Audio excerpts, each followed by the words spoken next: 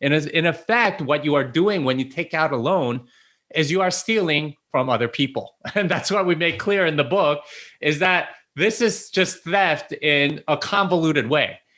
And you can't just say, oh, you know what, that's okay because everyone else does it, because that's still not right. Whatever is wrong is still wrong. And they make it very difficult for you to figure out that you are actually stealing. And this is something I struggle with, honestly, because I have a mortgage, right? That I took out, but I've come to the conclusion I've expanded the money supply. I've stolen a little bit from every holder of the dollar out there. Welcome to the Bitcoin Basics podcast with your hosts, Faris and Gordon from CoinCompass.com, enabling you to safely buy and securely store your Bitcoins. All resources are in the show notes and description, including our disclaimer. Visit BitcoinBasicsPodcast.com to subscribe and discover other free content. Hello, everyone, and welcome to another episode of the Bitcoin Basics podcast. This is Faris. I'm here with Gordon. It is Tuesday, the 12th of January, 2021. And as proof of recording, the price of Bitcoin is 35,205. And the block height is 665,760. And we just had a really wonderful conversation with Jimmy Song. We talked about Bitcoin. We talked about Christianity. We talked about politics, basically bringing in conversations that I never had. It was really interesting for me to see these other facets of Bitcoin that touches our daily lives. Gordon, how did you find that chat with Jimmy? Oh, it was absolutely awesome. And we did talk about Jimmy's book, Thank God for Bitcoin, but don't be turned off by that, whether you're an atheist, a Christian, agnostic, anything in between. We talked about all the topics that Faris talked about, and we got personal, and we got to some practicalities and some realities. So instead of us summarizing it, how about we just go to the interview? So, Jimmy Song, thank you very much for joining us. And I mentioned off camera that Gordon and I have been following your work since 2016. The only reason I mentioned that is, we just wanted you to know that we knew you before you became cool and popular. Well, thank you. It's been quite the journey since 2016, hasn't it? And much like Bitcoin, I'm ecstatic at what's happening, with the world, and despite all the craziness of the past year or so, we're finally getting to the point where Bitcoin is really breaking through. So I'm very excited about that. Yeah, and I think your new book, Thank God for Bitcoin, which we'll get you to talk about, is incredibly timely, not just from Bitcoin, but from the human cycles that we're going through. So if any of our listeners are familiar with the book, it's to my tongue now, I've forgotten it. I'll come. Fourth Turning or something? Thank you, Fourth Turning. Thank you, Jimmy. Great minds think alike. One day I'll be one of them, hopefully.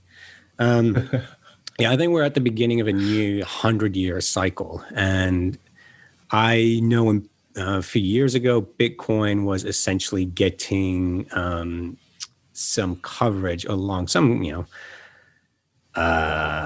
unorthodox Christian websites, probably the best way of describing them, that Bitcoin is the new Antichrist, or it's the mark of the beast. I'm sure you've come across some of those, but it was very interesting to hear your take on Bitcoin. And so tell me, why should we thank God for Bitcoin? Yeah, so here's the book, Thank God for Bitcoin. I'm holding it up in case you're listening to the podcast. But yeah, the reason why I felt the need to write this book with 7 co-authors was because it's very easy to dismiss Bitcoin just as sort of like a tool for evil people that want to only do drugs or child pornography or not pay taxes or something like that. And we wanted to present like a different case for Bitcoin, a moral case for Bitcoin, because in our opinion, a moral case for Bitcoin will go a lot further than, you'll be rich and, you'll be able to buy a Lambo in a few years, that sort of thing. Like instead of appealing to self-interest, we wanted to appeal to something higher. And that's why we wrote the book. as far as your interesting observation that there were people saying, oh, this is going to be the one world currency, the mark of the beast, and so on. We refute that directly in the Bitcoin chapter, which is chapter 8 of the book, where we talk about Bitcoin's various properties. If you read that scripture, the passage of Revelation and so on, it's all about a system that gets halted because there's a central controller, and that's the main property of Bitcoin, is that it doesn't have a trusted third party. It doesn't have somebody in the middle that can censor your transactions, that can steal from you through inflation, that can confiscate things because they think you're doing something evil and so on. So in a sense, it's the exact opposite of that one world currency that's prophesied in Revelation or whatever. It's very much its opposite. It's the antidote, and we make that case in the book that if you really think hard about money and what it actually is and what it's meant to be, you'll come to the realization that Bitcoin is just better money, better at what it's supposed to do, how it's supposed to do it. And from a moral perspective, just much more ethical than fiat money, which is a cesspool of theft and nepotism and all these other things. So, Jimmy, I've got a million questions. And before we get stuck in your book, we've probably got some atheists rolling their eyes, and they're like, oh, this religious person taking the high ground. Then we've probably got Christians listening to this, and they're like, that's blasphemy. You're talking about the money. It's meant to be the root of all evil, which, by the way, is misquoted. I'll get to that in a second, but our audience probably doesn't know who you are. They're normal people who don't listen to 10 Bitcoin podcasts a day like us. So who is Jimmy Song? And obviously answer that however you want. Yeah, sure. So I am a programmer, and I have been since I came out of college in '98. So I've been working at various startups and coding for most of my life. So, I've been coding since I was like in third grade, something like that. So it's something that comes kind of naturally to me. It's almost like a part of myself, I guess. But yeah, 2011 is when I discovered Bitcoin, in a Slashdot article. So I guess it's been about 10 years now where I've been in the quote unquote Bitcoin space. I've written 3 books on Bitcoin, one for programmers specifically, Programming Bitcoin. I wrote a second book with 7 co-authors, the Little Bitcoin book, which was meant to be sort of like an easy intro to Bitcoin and why it's significant. And then I wrote the newest book is Thank God for Bitcoin, which I also wrote with 7 other people, talking about why Bitcoin is a more moral money and sort of giving the moral argument for it from a Christian perspective. So, I've been a Christian all my life as well. So this dovetailed nicely. I didn't intend to write this book. It just sort of came out of the entire lockdown COVID stuff. I had a few people that I knew from my Bitcoin journey that were Christian, and we got together over Zoom and started studying a couple of books that sort of brought monetary policy and Christianity together. And we decided to study them, invited some other people, and that book club / Bible study ended up becoming, really good. And at the end, we were unsatisfied with the 2 books that we studied, or at least the conclusions of the 2 books that we studied, Honest Money by Gary North and The Ethics of Money Production by Guido von Halsman. And at the end, we were like, okay, we got to publish a book that brings Bitcoin into this, because these 2 books, while really good, they didn't take into account Bitcoin at all, because they were written either before Bitcoin or when Bitcoin was very early. So they didn't really know about it. And we wanted to make that argument, and that's what we tried to do with this book. Oh, awesome. I love Honest Money, except for the last chapter when they go, we need to get back to the gold standard. So, we need to lobby government. We need to make all these laws. And it's like, yeah. And that's, without blowing our own trumpet, that's the thing about Bitcoin, is that you can just opt out. You don't need permission. So for those perhaps unfamiliar, what is wrong with the current system? So what's wrong with fiat money? Yeah, there's just so much wrong with it. But you ask people what money is, and they'll usually tell you in terms of what they can do with it. I get paid when I work, and they deposit a paycheck into my banking account, and I can go use it to buy goods and services from various people and so on. They don't actually know what money is, and this is the first thing that you generally have to educate people on, because most people don't know what money is, who makes it, how is it, and why is it this way. So we actually spend a couple of chapters not only going through what money is like now, but through the history of money and what it was meant to be. And there's a lot about money that we can discuss, but just overall, money is a saleable good. It's a tradable good. It's something that you can use to exchange for goods and services now or later, right? It's supposed to store value over time. It's a method of payment or medium of exchange. It's also a unit of account and so on.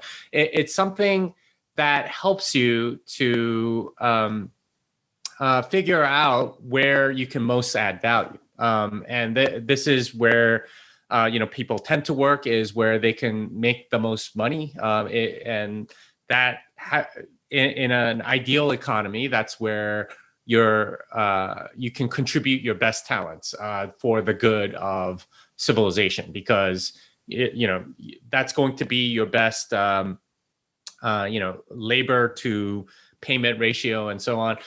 So that's what money is supposed to be. The unfortunate reality of today's monetary system, the fiat central bank-backed debt-based system, is that it subverts what money is meant to be. It makes it a cesspool of theft and rent-seeking and all these other things that are just absolutely evil for an economy, for a civilization. And by that, I mean, if you don't know what rent-seeking is, it's, picture sort of like a bureaucrat that sort of rubber stamp stuff. They're not really adding value to anything. They're not adding value to anyone, but they collect a paycheck, right? Like they're the useless person essentially that continues to collect the paycheck. That's a drain on the system, and anyone can see that. And it's not only in government, but it's in all sorts of companies, right? You talk to any management consultant that's consulted for any Fortune 500 company or anything, and they'll tell you, right? Like you could cut half the people and the company wouldn't suffer, because a lot of the people in a company tend to be rent seekers. They're not really doing anything. They just sort of learned how to play the political game so that they don't lose their job, but they continue to collect the paycheck and stay at their job and so on. So that is what fiat money sort of enables, and this is due to nepotism and many other things, but largely it's because there's somebody that creates the money. And in the case of the modern system, it's central banks, and because of the way the IMF has sort of enforced certain things and created lent out to distressed countries and so on. Pretty much every country and every major country in the world has a quote unquote independent central bank that's not answerable to government, but they print the money whenever they want in the form of debt. Now, that causes all sorts of incentives that we don't really learn about at school. And if you know anything about it, it's usually, they're trying to keep the economy afloat and make sure that everyone's employed and so on. But you actually study this thing and you realize that it is a giant drain on the entire economy, and it brings forward consumption, and it's all based on debt. So you're essentially kicking the can down the road in many ways, and bringing consumption forward, and being enslaved to the debt that you're incurring on yourself. So that's essentially the system, and as a result of all of that, we get all sorts of moral consequences, which we go through in chapter 6 of our book. Right, it makes people very high time preference or impatient, or what you would call maybe materialistic, or short-tempered, or thinking only about today, or having sort of that YOLO FOMO mentality.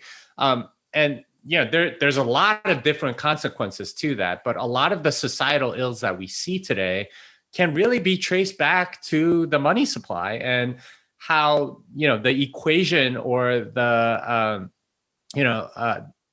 free market has been manipulated in many ways by the presence of a money printer, and that makes everything a lot worse. And our call in this book is, if we go towards Bitcoin, if you opt out towards Bitcoin, what you're going to see is a lot of changes, and eventually it'll change all of civilization once we get to something like a Bitcoin standard.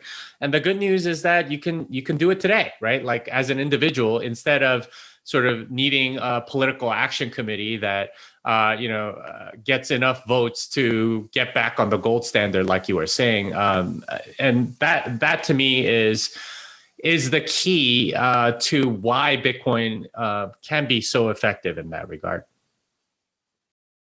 If you enjoyed this podcast, please subscribe, like, and share so we can find others like yourself. Those are some really excellent points in there, Jimmy. And I'm kind of taking notes in my head. But yeah, like Gordon and I have done a couple public engagements where we speak to people about Bitcoin, and the majority of it is explaining the current system, explaining why 1971 was so important, how going off the gold standard. So in understanding just simply supply and demand, people will then appreciate Bitcoin. A key phrase you mentioned there is nepotism. And if anyone's not read the book, The Lords of Finance, it's really crucial to read, because at the end of the day, these people making these decisions where, we are, lack of a better term, printing so much money, especially in response to COVID, but it's been happening since 2008. And I remember when Congress had to pass in the US an $880 billion bailout package. It didn't pass the first time. They said, if we don't do this, the entire financial system will collapse. And people are like, well, it's a lot of money. It didn't pass the first time. The second time they did it, they've been printing that amount, more than that amount, every 3 months since. And people are just simply don't understand the impact this has, because you are the government. You have to pay that back. And as you say, you're taking this from the future. So to me, Bitcoin is the democratization of finance. It's, we are controlling how this thing is done. It's not one person who is unelected, and which frustrates me is they will not be affected by the decisions that they make. The bottom 80, 90% of the population will be, but they won't be. But whereas Bitcoin, and for me, what was really crucial, took me a long time to understand, was consensus in Bitcoin. And then I finally go, that is amazing. This is truly democracy at work. Yeah, what you're describing there is a moral hazard. And this is an important concept that if you don't know it, you really need to know. It's that when you're in control of something and you can benefit yourself at the expense of other people, that's a moral hazard. And almost anything where somebody is in authority tends to have a moral hazard component of it. And when you have authority over money, that's a giant moral hazard. And you do get stuff like nepotism and so on. And it disrupts market forces in some seriously bad ways. So just taking COVID, this lockdown situation, for example, in the US, we have something called the Payment Protection Program, PPP. And these are loans given to businesses so that they can continue to pay the workers. And this was Congress's way of saying, okay, we've shut you down. This is how we're going to make up for it. We're going to give you these loans, which can be forgiven if you meet these conditions.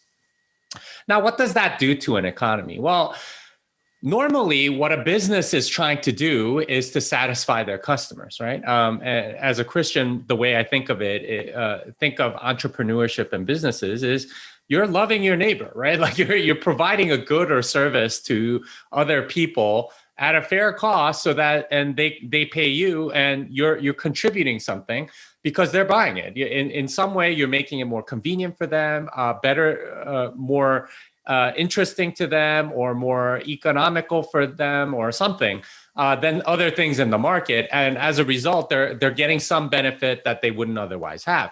Now, that is a really good market transaction, right? That's a way in which both people benefit, because I'm benefiting as a provider because I'm getting paid, and they're benefiting because they're getting a good or service that they value.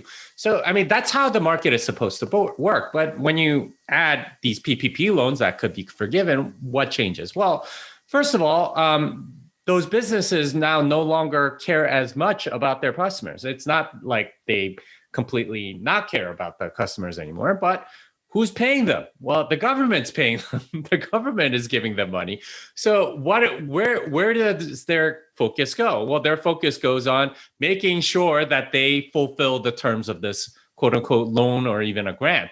And they want to make sure absolutely that, because their business would otherwise not be solvent, they make sure that they fill everything to the letter. And that is way more important than the customer that they are supposed to serve. So it changes the market dynamics. And I've seen this in local businesses, right? Where they have a lot of customers and so on, where they're like, okay, well, I have to make this PPP money last. So I'm only going to hire a few workers instead of the number of workers that would make sense for the demand that I have. And so I get turned away, right? Like it's, we don't have any appointments until, 3 months from now, something like that, because, well, if we hired more people, then like this PPP money wouldn't last, and we want to make sure that this happens and so on. So instead of fulfilling the customer or serving the customer, they're serving government, right? And that's a terrible thing, because it disrupts the market forces. It teaches these businesses that customer satisfaction isn't their priority. It's government compliance that's their priority. And a lot of businesses have gone through this all throughout the history of fiat money, right? Like a lot of these businesses that are quote unquote zombie companies, they get enormous subsidies from government. And guess what? They don't really care that much about their customers either. They care way more about fulfilling the terms of the government bailout. So they spend way more money on lobbying. They spend way more money on campaign contributions. They spend way more money on that stuff than in research and development, customer satisfaction surveys, creating new and better products that can beat their competition so they can satisfy the customer the most.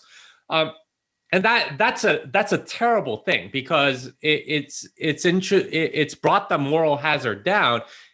Your ability, your survival as a business should be based on how well you provide value to other people, to civilization in general. Instead, it's contingent on how well you fulfill government mandates, and that's not a good place to be in, because that leads to the destruction of civilization. Because if you're not fulfilling value to people, then you end up becoming a drain on the system, which a lot of these zombie companies unfortunately have become. And you get kind of what happened to Rome, which was they had so much bread and circuses and so much currency debasement and things like that, that eventually they couldn't keep up an army, because soldiers are not going to work for a currency that's continuing to debase. They had very lavish parties and things like that, where people didn't care really about virtue, and over generations they got softer and softer, to the point where they collapsed, and their other enemies basically took over. So that's the situation we're in with fiat currency, and that's the direction that we've gone to. It's gotten pretty extreme, as you say. And I think because I've been following the markets for over 10 years now, and a lot of people are talking about, okay, we are a global consumer-based economy. The global consumer base has been shut down for 1 year. Now, even before the outbreak of COVID, you had all these people saying that indices, especially US indices, are way overvalued by every single metric imaginable. They're so overvalued. What they weren't taking into account is that there's just cheap money. So it's kind of like saying, yeah, you've got a temperature of, 40 degrees Celsius, but don't worry, this thermometer goes up to 1,000 because we've actually changed how much money is in the system. We keep pumping more money in. And as soon when people start understanding stock buybacks, how the Swiss National Bank is printing money, converting it into US dollars and buying shares in Apple, I mean, that is nepotism and cronyism in its worst kind. So this system that we are in, it's amazing that today you think of what we are going through and stocks are at all-time highs. And I just saw a tweet by Joe Biden saying $600 a week is not enough. We need to bump that up to $2,000. I think I'm remembering that correctly. But yeah, you're basically just handing people money. And one of the good responses, if you're just giving me money, why am I paying taxes? So in essence, governments have lost respect for money. If something is available in abundance, how do you value it? Well, you don't. And yeah, this is an amazing turning point that we are in these days, which is why I think your book is so critical, because Bitcoin is not just a peer-to-peer cash system. It is not just a store of value, but it's an idea whose time has come. Sorry, Gordon, I stepped on something you're going to say. Oh, it's okay. I enjoy the conversation, but I was actually trying to take it back to perhaps a more personal note. And Jimmy, you talked about compliance and how local businesses are more inclined to comply with the laws and regulations rather than looking after customers. And sort of the same with Christians, I sort of fear nowadays. It's that, in the past, we were sort of willing to die for our belief. But you see sort of now in that people aren't even willing to perhaps even go to church or do some sort of civil disobedience. And I think we've lost that. And there may be Christians listening to this saying, well, Bitcoin is internet funny money and whatnot. And I'd ask them to listen to your podcast and read the book and listen to our podcast. But they may still feel that. But every time they go to the bank, every time they take out a loan, every time they create debt, they're actually contributing to the system if you take it to the nth degree. So whether you believe in Bitcoin or not, by opting out of the system, you're actually lessening the control and the grip on government, as you guys were talking about. The government's printing money out of thin air. So you've got a money, whether you believe it or not, with a hard cap of 21 million coins. You got no central bank. No one can print it to infinity.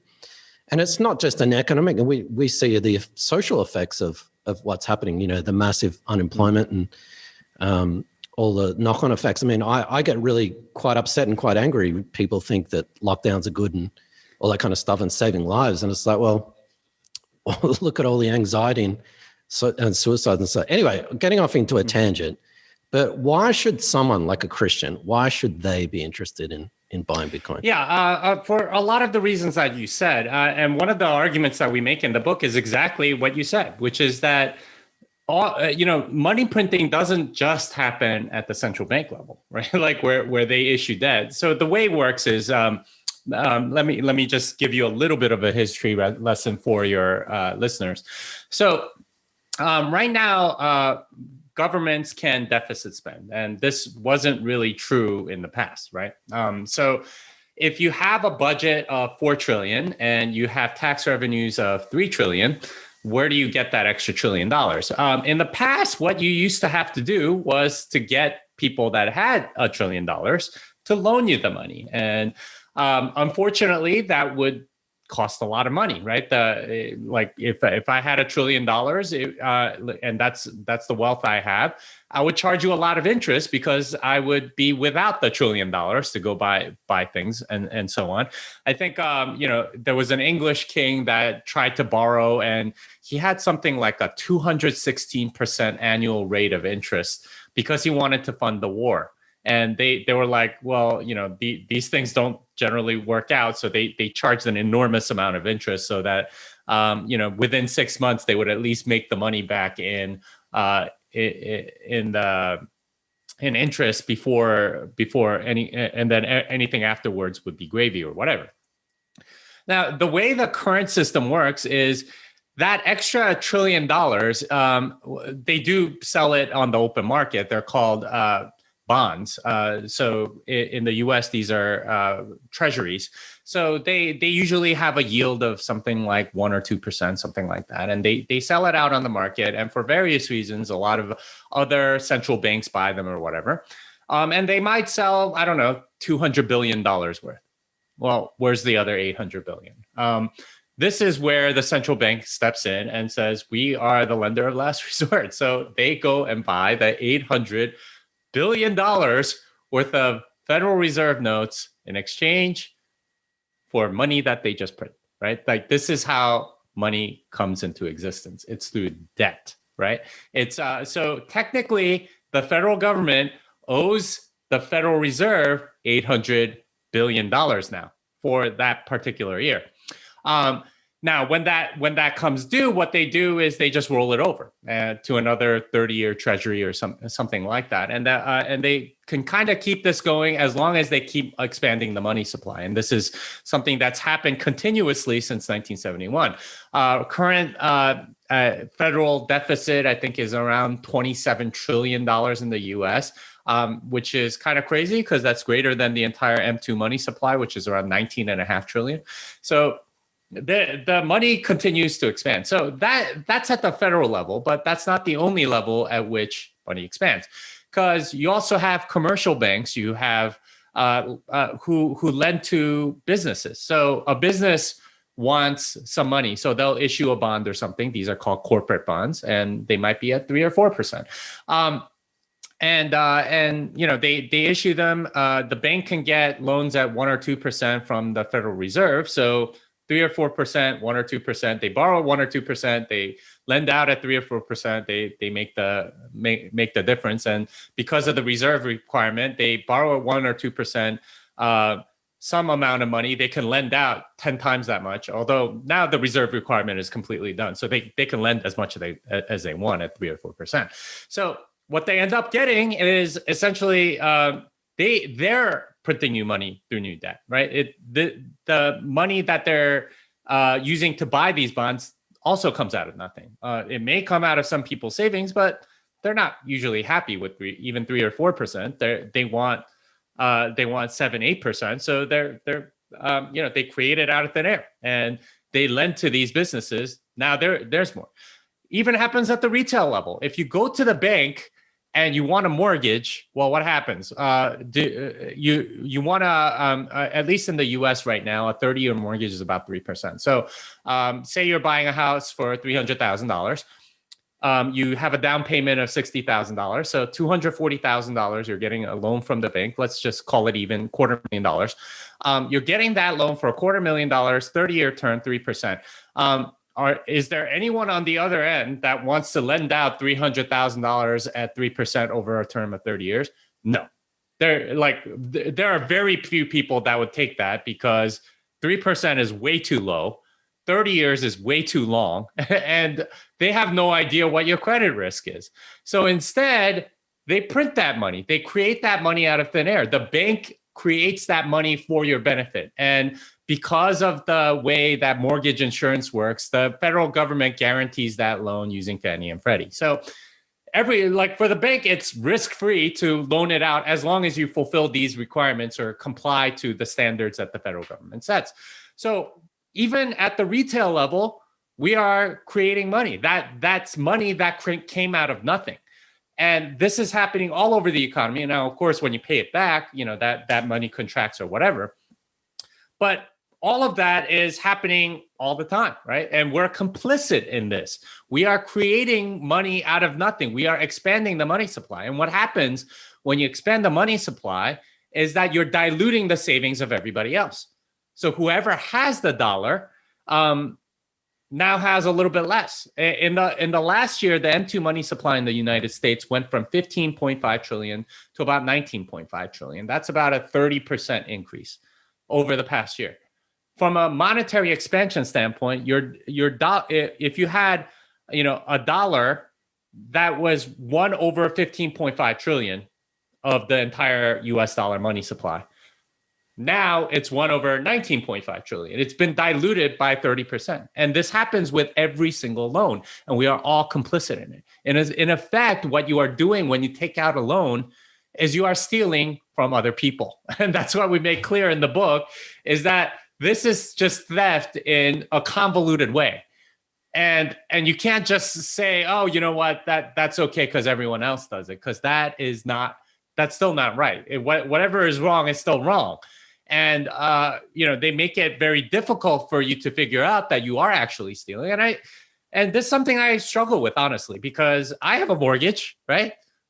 That I took out, but I've come to the conclusion I've expanded the money supply. I've stolen a little bit from every holder of the dollar out there. And I mean, it's not just people in the US. A lot of dollar holders are in third world countries, in the central banks of those countries. I'm not just stealing from people here. I'm stealing from people all over the world. Now, it's not very much. It's a fractions of a penny or whatever. But I'm still stealing. Doesn't make it right because I'm stealing a tiny amount from other people. And, as a government, we're stealing way more. Even companies are doing that. Other countries are doing so, and so on. So from a moral standpoint, you can't just ignore this and say, oh, you know what? It's fine because everyone, this is the water that we're swimming in, and so on. So that for me is why we really need to think hard about this, because you can't just excuse it because other people are doing it or because it happens to be the system that we're in. If you enjoyed this podcast, please subscribe, like, and share so we can find others like yourself. Real Bitcoiners rent, Jimmy. They don't have a mortgage. Yeah, but I don't think most people, well, I know most people don't understand that though, Jimmy. You go to a bank, you get a mortgage, they think it comes out of the bank vault. There's cash sitting in the basement somewhere and money's been moved around. I don't think people understand that comes out of thin air. Yeah, and that's something it's out of the savings accounts. This is exactly what Henry Ford said is, if the people of the country knew how money worked, there would be riots tomorrow. Because they would realize, okay, our money is being stolen from us every single day by not just government, but by bankers, by big companies, like all the people that, you sort of intuitively know, okay, like something's unfair here. Well, yeah, it's because they're stealing from you and you don't realize in what ways they're stealing from you. These giant corporations get like these enormous loans out of thin air, right? Like, the banks are eager to lend to them because there's no opportunity cost. There's no money that they're taking from the vault and giving to them. It's just they create the money. So it doesn't matter if they make one loan or 100 loans. There's no opportunity cost. You don't have to choose among like 5 different companies that want a loan. If all 5 meet a certain criteria, they lend to all of them. There's no pool of money that they can lend out. Their reserve requirements completely gone at this point. And to be truthful, it was gone a long time ago because they would just back up the reserves through the Fed and so on. So it's been like that for a long time. Everyone's up to their eyeballs in debt because they can be. And that's not the only sort of moral issue either. Like, think about what debt is. It is bringing forward consumption. It is taking, it's basically saying, I want this now, and I can have it right now by paying for it now, and then I can be enslaved for 30 years or however long the term of the loan is. Whereas the biblical way, the more character building way of doing things, and ask any parent, this is what you want your kid to do, is to save. and like work for it. And then finally, when you get to the goal, and now you can have the satisfaction of having worked for it. Now you have it, you've earned it. Instead, it is that is the opposite. It's bringing forward consumption and then paying it off and enslaving yourself for a long time. This is why it says in the Bible, debtor is servant to the lender. You're literally having to service this debt. And we're all, if you have that, you are in many ways a servant to the people that own your debt.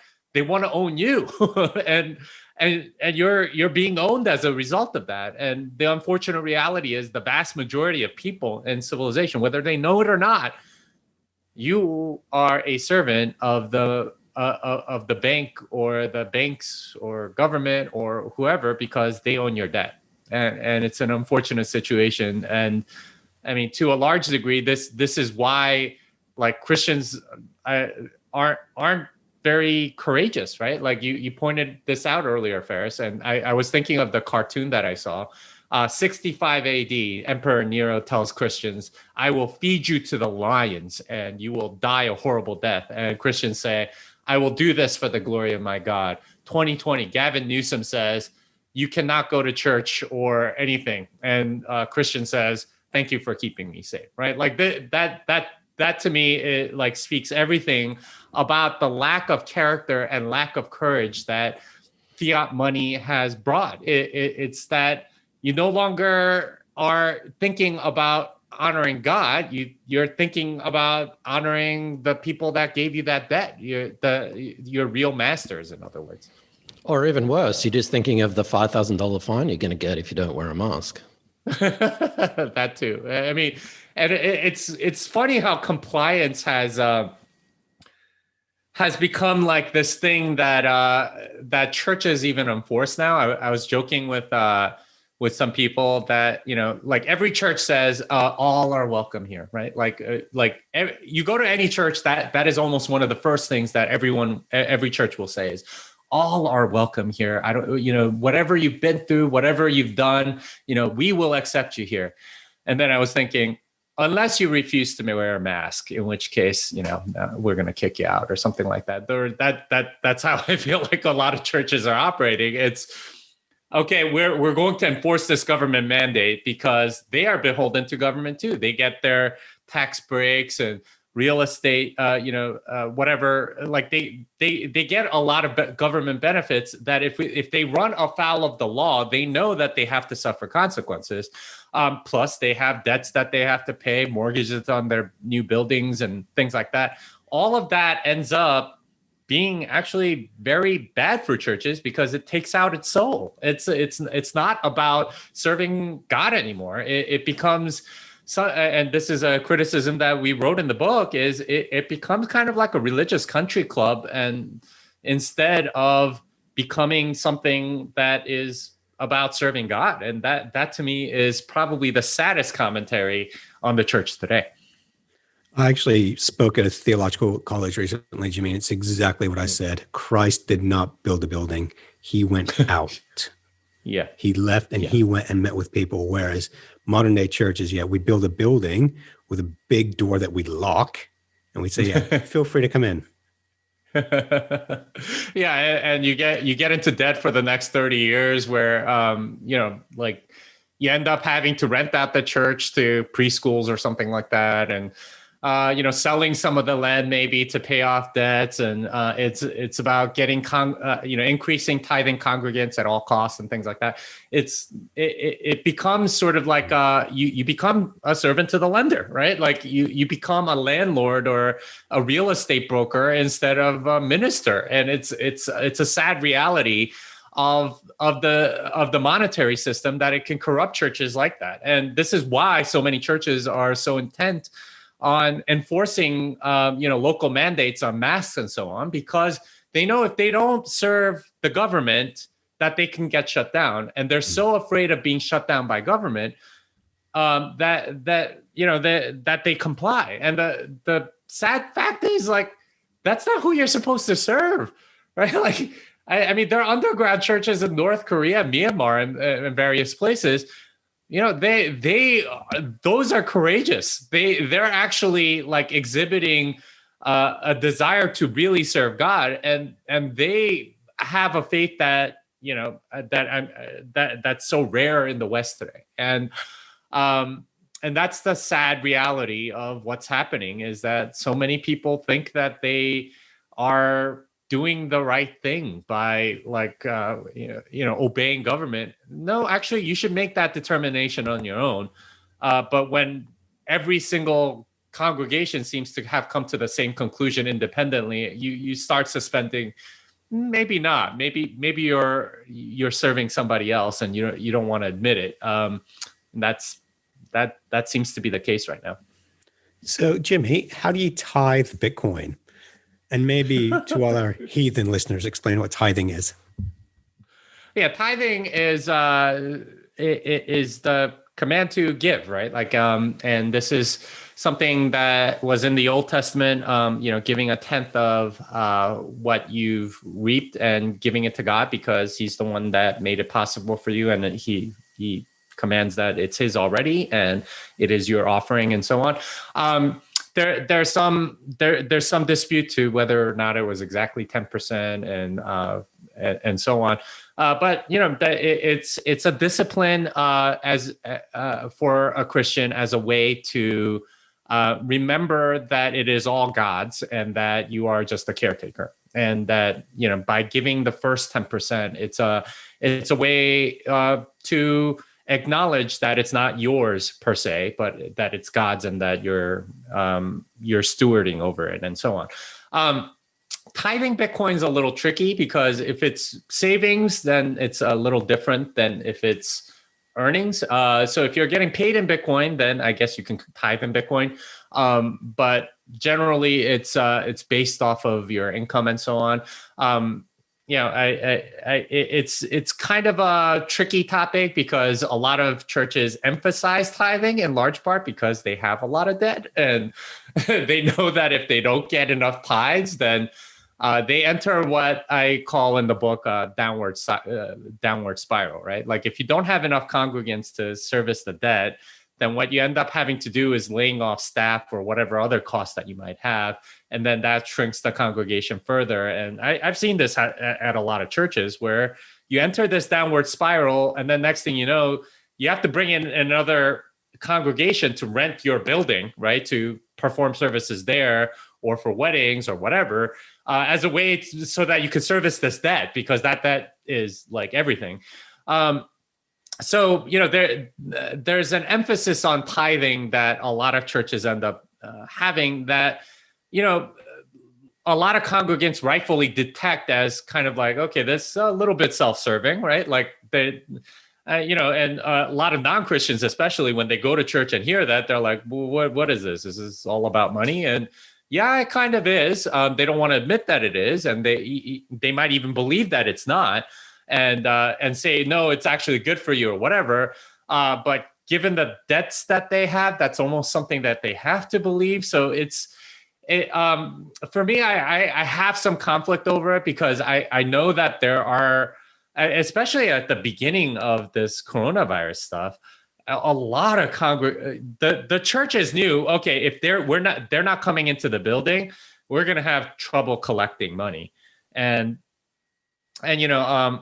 nearly every sermon I heard was, at the end of it, we want to make sure that you're giving during this difficult time, and blah, blah, blah. And it was like, okay, this seems interesting. And I mean, like, that's kind of the situation, or the squeeze that you put yourself in when you're in a lot of debt, is that you kind of have to put those things in front of maybe a word that the congregation actually needs to hear, which is that Jesus is the hope. And you might be unemployed, but it's your worth is more than that, and so on. Instead of those messages, it's you need to tithe, right? Like, which ends up becoming very self-serving. So I have mixed feelings about that, and I suspect that the cynicism with which many non-Christians approach the church with respect to tithing is warranted in part because of the money that the god of money that a lot of churches end up serving as a result of getting into debt and so on. I understand the reality of churching. Churches have maintenance costs and that sort of stuff, but I can understand why people are so cynical. Churches buy these massive auditoriums and all this state-of-the-art equipment and running tracks and theaters and all that kind of stuff. And it's like basketball courts, yeah. Basketball. We've got $10 million worth of property. We need to have every 8th sermon about tithing. So that's probably why. Yeah. So, I was brought up in church, and let's get down to it, that, money was evil. Greed is bad. As Christians, we should love God, but the love of money is the root of all evil. So is that some of the pushback perhaps as to why Christians maybe aren't getting into Bitcoin? Yeah. So here's where I describe the Christian view of money as either too high or too low. And what I mean by that is on one extreme, there's a tendency to dismiss money altogether, right? This is the idea that, oh, money is beneath me, right? Like, I don't like that's too worldly, and, it's yucky, and they feel dirty every time they touch money. And I don't blame them, right? Fiat money is very dirty, and there's a lot of ugly things sort of like wrapped up in the current monetary system.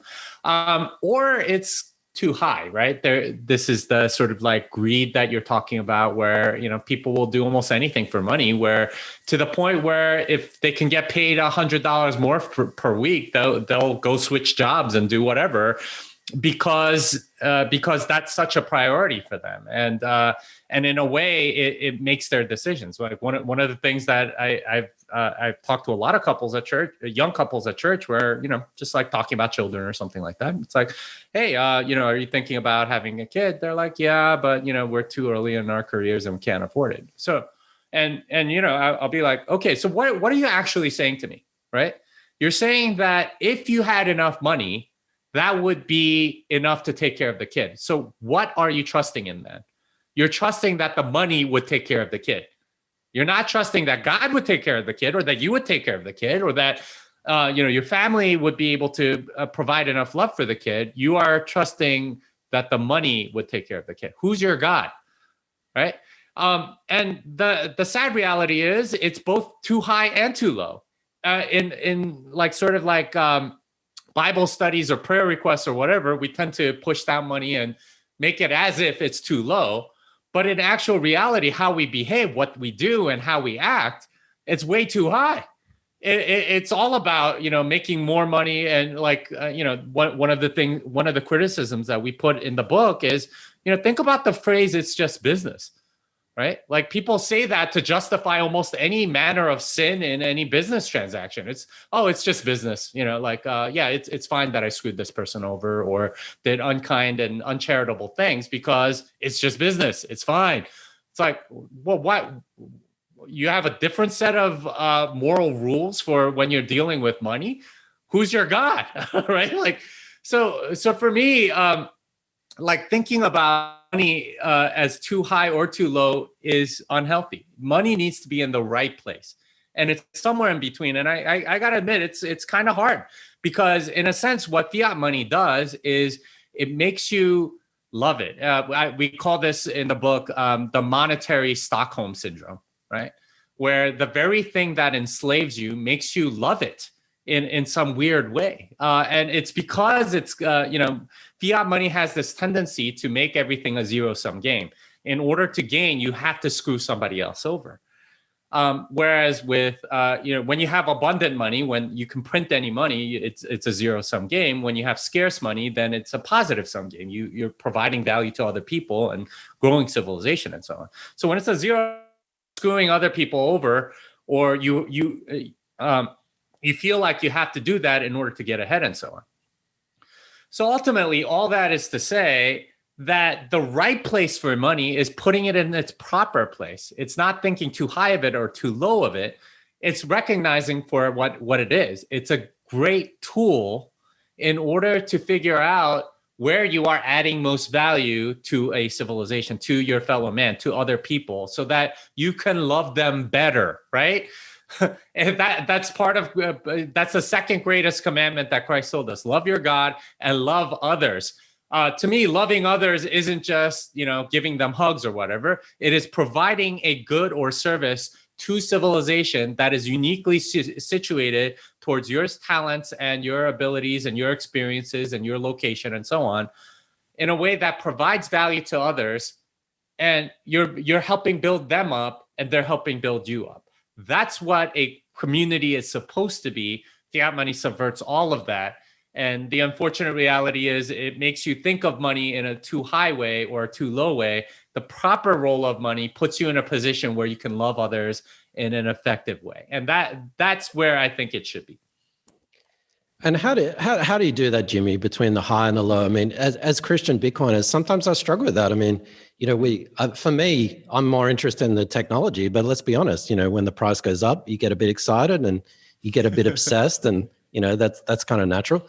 But the same in the technology as well. I'm into programming as well, which, by the way, I was going to take your course, but I won't dox myself as to why I didn't. Yeah, you do get obsessed, and you get obsessed with Bitcoin, and Bitcoin's going to save the world, and Bitcoin's going to cure cancer, which obviously it's not. How do you balance that? How do you sort of center yourself? Yeah. So pretty much anything put in the wrong place as a Christian, it can become a god, right? And this is the sin of idolatry, is putting things in the wrong place. And the unfortunate reality is that with the current fiat monetary system, you almost have to serve fiat money in order to almost survive, right? Like otherwise you can't get a job, you can't make money, and you have to play by the rules of fiat in order to make fiat money. Thankfully, Bitcoin is starting to change that, but most of civilization is still running on fiat money, so it has fiat rules and it has fiat compliance and fiat mentality and values and morality and all of that. So getting out of that, I think, is a challenge, and I'm not going to lie, I struggle with it a lot too. As far as specifically getting obsessed with Bitcoin and sort of justifying, like ignoring everything else at its behest, that's something that we should always watch out for. It's possible that you may be obsessed. I mean, you don't need me to tell you that there are a lot of pastors that are obsessed with growing their congregation or church and neglect their family, right? Like that's like a typical Christian thing, is if you're a pastor's kid, you end up messed up because the pastor didn't end up raising you very well because they were concentrating on their congregation or whatever. So it's possible to take any good thing and obsess over it too much. And this is where personal discipline and your relationship with God comes in, is you have to have a solid foundation for your beliefs, and for having the discipline of being in a relationship with God, to the point where you can put things in the right place, in the proper place, instead of putting it too high or too low. Generally, it's a little easier to put it too high. Like that's our natural tendency, especially if you are the type of person that got into Bitcoin in the first place. But and sort of pushing money down a little bit, I think comes with experience in Bitcoin. I've noticed, for example, like I used to be really obsessed with bargains, right? Like and finding ways to save money, and my wife calls me a cheapskate and all that stuff. And I used to find great bargains and things like that. I don't do that as much anymore. And part of it is in knowing that, okay, if I just wait, then Bitcoin's going to be greater in price. So if I don't buy this now, it's okay, right? Like I'll ultimately end up saving money at the end. So I don't have to worry about it so much. And it sort of relieves me mentally of this burden of having to constantly save money or earn more money or keep up with inflation or finding good investments and so on. And it leaves more room for other things. So by getting into Bitcoin, it does sort of take some of that relief off. Now, it's okay to get excited, I think, too, that the price is going up and that there's more adoption and so on. It gets bad if that's all you're thinking about.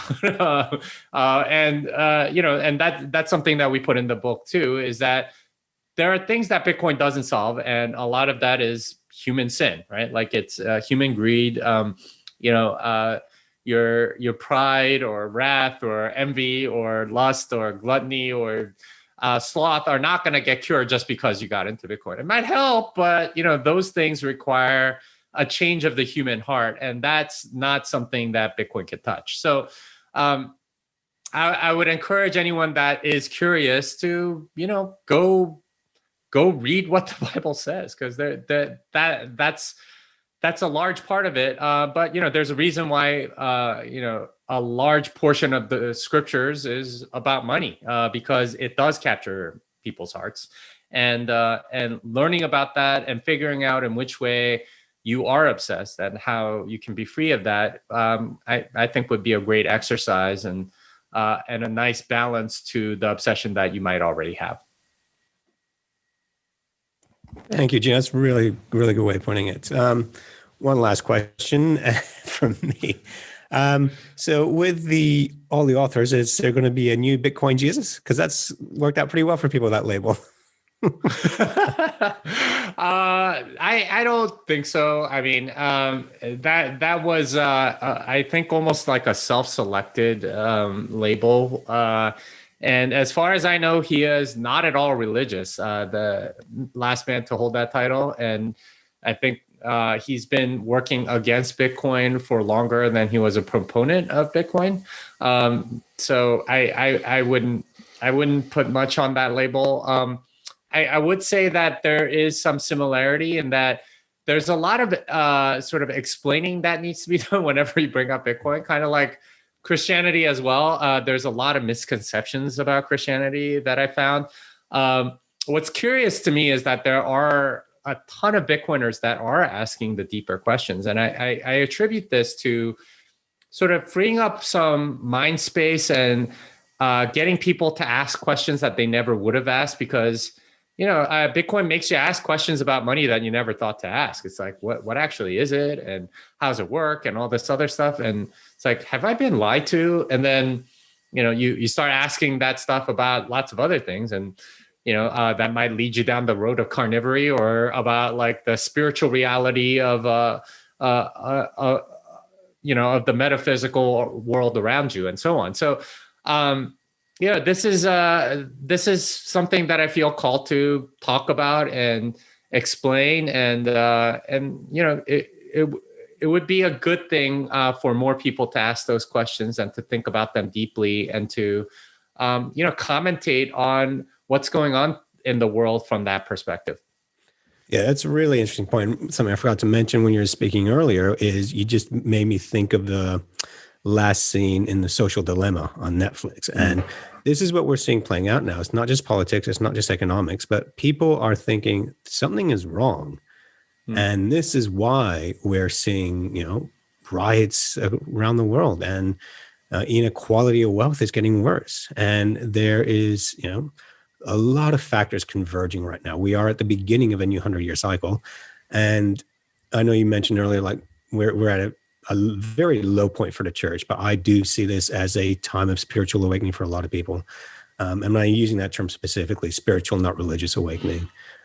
So Jimmy, it's been a real privilege for me just to hear you bring in this side of Bitcoin, because to me, Bitcoin is not just finance, it's so much more. And I'm very grateful for the book and for you sharing, your journey with us.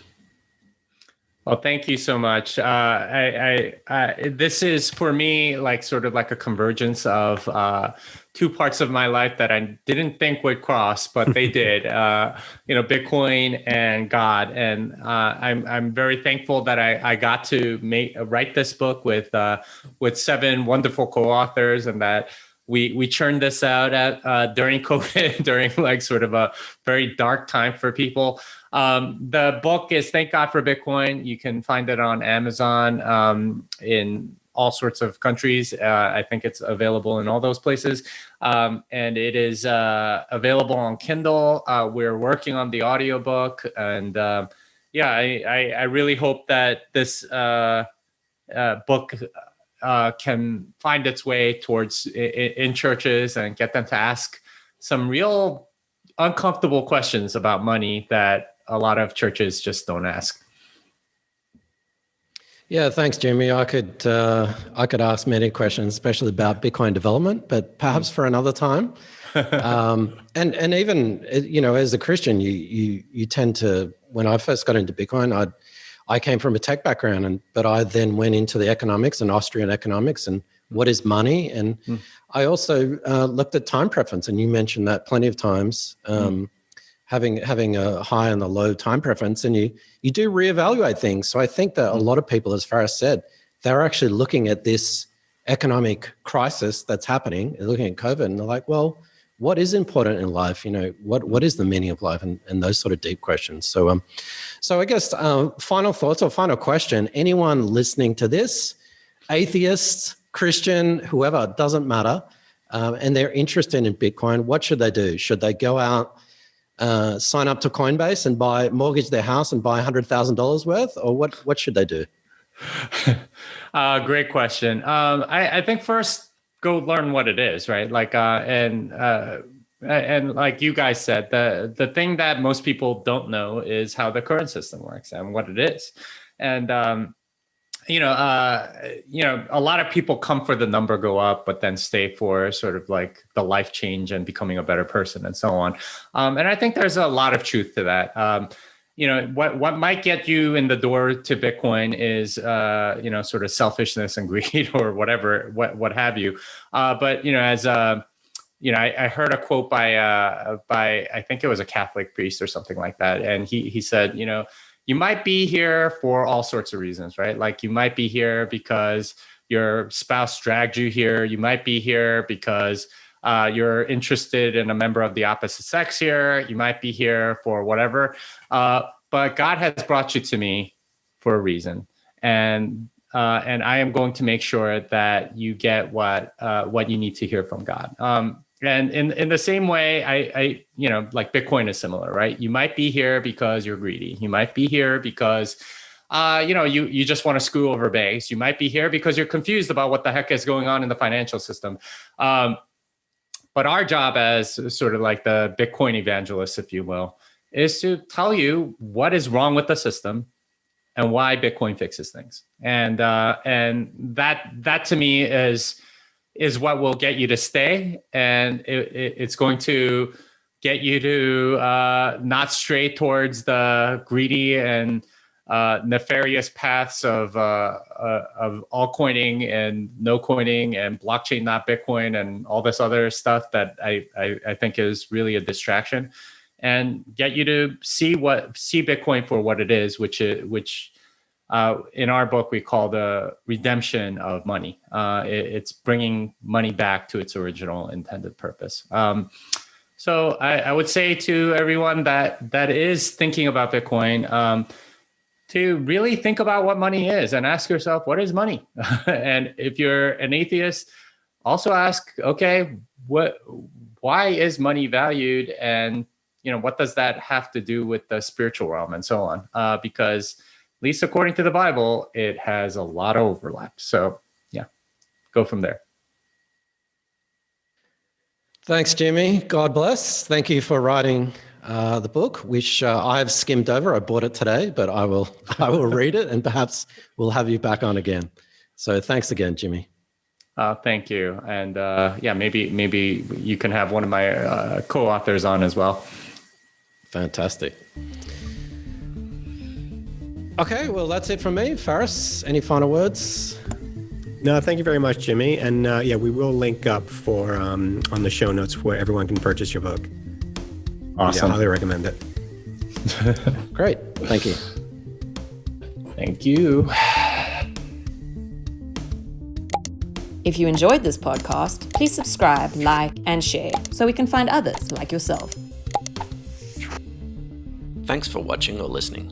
please visit coincompass.com/free to register to our socials and discover other free content. Subscribing, liking, and following helps this content remain ad-free. Until next time.